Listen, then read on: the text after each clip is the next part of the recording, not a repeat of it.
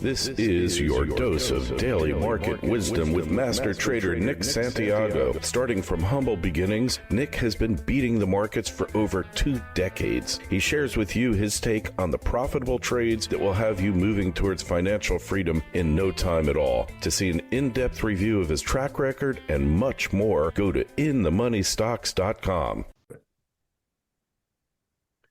Welcome. This is your daily dose of daily market wisdom with master trader Nick Santiago. I'm Kerry Lutz. It is 3/31/23, last day of the month, show 480, and the PCE index rose a little less than expected, Nick.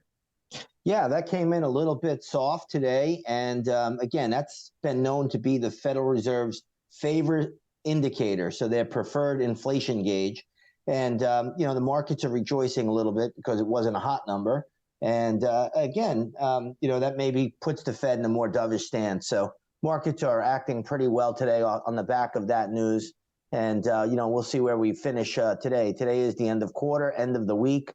A lot going on out here today. A lot of other news, too. So we'll just see how it finishes. But the markets have staged a pretty good rally this week. And believe it or not, when it's all said and done, they're getting back to where they were basically 3 weeks ago. Interesting. And so as far as where we're heading, is the Fed going to start cutting at some point here? Well, I think that's the anticipation right now. You're seeing a lot of chatter that, the Fed will hold off. They're not going to raise rates. Maybe they'll even end their quantitative tightening. There's other chatter saying that, hey, they're going to, start to cut soon. They don't really need to do anything right now because the 2-year Treasury note yield is below the Fed funds rate. So if you take a look at the 2-year note sitting right now, it's around 4.13%. The Fed funds rate is at 4.75.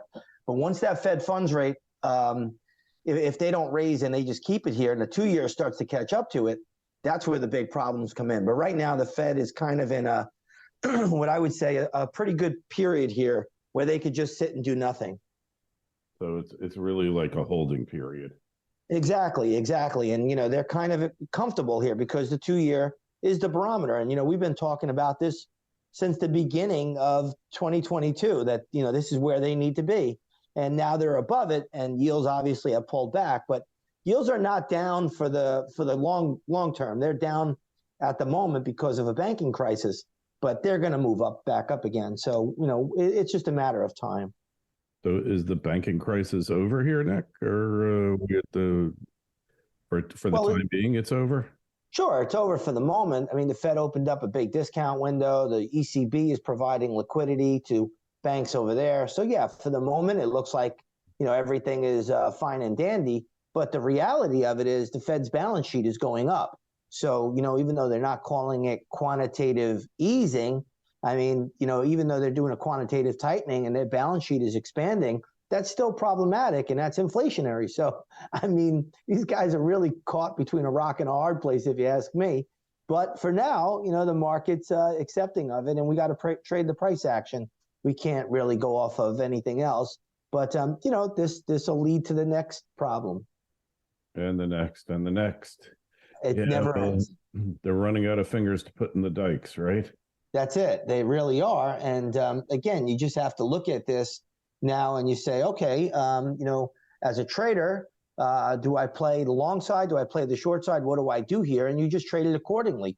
You can't fight the tape ever. And I always tell, all my members, I say, listen, we're not bulls or bears. We're traders. We want to be on the right side. I don't care if the Dow goes to 1 million or if it goes to $1. I want to be on the right side of that move when it happens. And that's what we do as traders. Right. Hey, so looking at our notes here at the other markets. So what's going on here in China now? Well, according to Bloomberg, and this came out this morning, was Chinese regulators are now conducting a cybersecurity review of Micron products. So, Micron is a leading semiconductor company. Today, that stock is under some pressure, down about, 3%. But again, you just have to chuckle at this stuff, Kerry, because this is how it all starts. Will this start the chip wars? Will this signal a new phase of tensions between U.S. and China? Is this stuff even all real, or is it just staged? I mean, this is almost comical because for years and years and years, we hear about how China is stealing U.S. technology. And now, all of a sudden, Chinese regulators are conducting a cybersecurity review of Micron chips. I mean, so you just got to chuckle at this stuff. We'll see what it leads to. But, obviously, this will create some tension. And, some semiconductors now will pull out. But these guys have such big infrastructure in China. How do they leave that? What do? They have to, remain there. It's not easy to just create a new plant, say, in Vietnam or in the Philippines. You have to create a plant, over the course of 5 years or longer. You just can't abandon your current plant. So I just find this news ironic, and it's causing Micron to be a little bit on the weaker side today. Semiconductors are, in general, not acting terrible on the news. The SMH, which is very overbought at this point in time, right now is still holding up 13 cents, and that's the semiconductor ETF. All right. So what's doing with financial stocks today? Yeah, the financials are hanging in there. Today, I like to follow this KRE. This is a Spider Series regional bank ETF. And that was something that gave me a warning sign a while ago. And, right now it's been flushed out and it's up 22 cents today. So I use this a lot like a market barometer. When the KRE is positive, I think there's still some risk taking going on in the market. When the KRE is negative, I think that you got to be careful, especially as a short-term trader or a day trader, that these markets could turn negative. So use that as a good barometer. It's been pretty reliable. Today we look at the KBE, which is the S&P 500 big bank ETF, and that's only up 17 cents today. So these bank stocks still are not acting that well, but they're green on the screen, so we'll give them the benefit of the doubt for now. But the reality of it is they're not very strong. Mm-hmm. Okay, well, not surprising there. The financial system's on life support, basically. The only surprise is that gold and silver aren't actually doing better than they are. Well, I mean, gold has had a tremendous run. Today, it's down about 0.1% or a little more than that, but it's not really down that much. Gold is very overbought, but you got to remember, since the time this banking crisis started, gold has surged. If you look at the gold futures price on the 9th of March, it was down around 1,810, 1,815, and now we're at 2,000, or 1,995. So, I mean, it has been a tremendous surge, and that's based on fear. And again, I've been telling all my members, gold is the new VIX. So while I believe gold is overbought at this time, we have to understand that fear is the strongest emotion in trading, next to greed. Greed and fear are the two most important emotions. And gold is up on fear. And when it's up on fear, it can go higher than a lot of people think. So, gold right now is still hanging in there. I think it's very overbought here. I would not be a buyer at this level, though. All right. So we'll see what happens. But silver is holding steady. It's at 23. I remember when you called its low at 17 something, and you said it was going up to 30.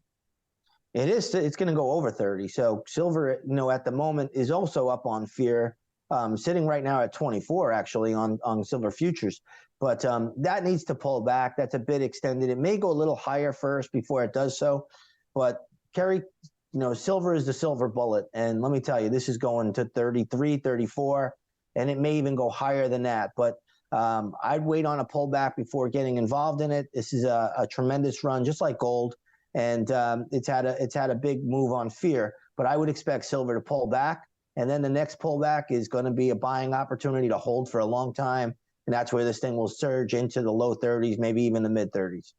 All right. And finally, speaking of fear, we got Bitcoin holding up pretty well here. Yeah, Bitcoin has been very strong as of late. And obviously, it's the anti-bank move that's causing the big rally in Bitcoin. Today, up another 2% as we speak. So when I see Bitcoin acting like this on a daily chart, I've charted it out a while back. I even told my members, hey, this can still go higher, should still have another surge. And you'll have one more or two more little pushes up.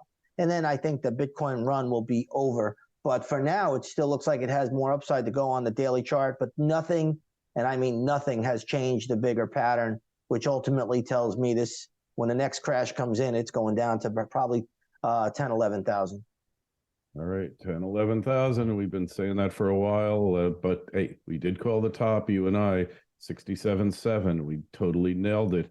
And, you know, you're going to see nothing goes straight up other than Bitcoin, but nothing goes straight down either, right? It's steps, right? That's right. Nothing goes straight up in a straight line. Nothing goes down in a straight line. The markets always are run by human emotion. Human emotion never changes. People at certain times will believe things are cheap. Other times they'll say, hey, there's a good fundamental reason for something to move. Sometimes that's true. Sometimes it's not. But this is just the way patterns unfold. So, you know, it looks like to me that Bitcoin has a nice little push, and then, you know, we'll see it come back down to reality. And again, you know, it probably looks attractive at 11,000 when it does get down there.